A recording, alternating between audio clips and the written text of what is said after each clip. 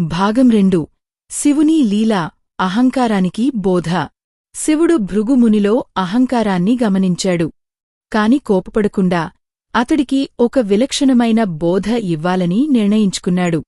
శివుడు ఒక చిన్న పిల్లవాడి రూపంలో భృగు మహర్షి ఆశ్రమానికి వచ్చాడు.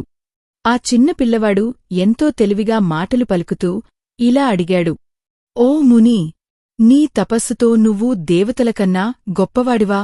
శివుడు నీకన్నా తక్కువవాడా? నీ శాపాలకు శివుడు భయపడతాడా?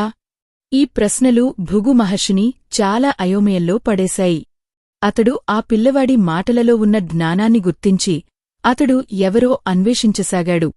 ఆ పిల్లవాడి రూపంలో శివుడు వచ్చాడని గ్రహించిన భృగు మహర్షి వెంటనే తన అహంకారాన్ని వదిలి శివుని పాదాలపై పడి క్షమాపణ కోరాడు. శివుడు మెల్లగా నవ్వుతూ అన్నాడు: ఓ మునీ, జ్ఞానం అహంకారంతో కాదు, వినయంతో వస్తుంది. నిజమైన తపస్సు వినయమే. శివుడు అతనికి ఆశీర్వాదం ఇచ్చాడు. ఆ రోజు నుండి భృగు మహర్షిలో వినయం, జ్ఞానం కలిసిపోయాయి. మొత్తం పాఠం: ఈ కథ మనకు నేర్పేది ఎంత తపస్సు చేసినా, ఎంత శక్తి ఉన్నా అహంకారం ఉంటే అది వృధా. వినయం ఉన్నవారే నిజమైన జ్ఞానులు.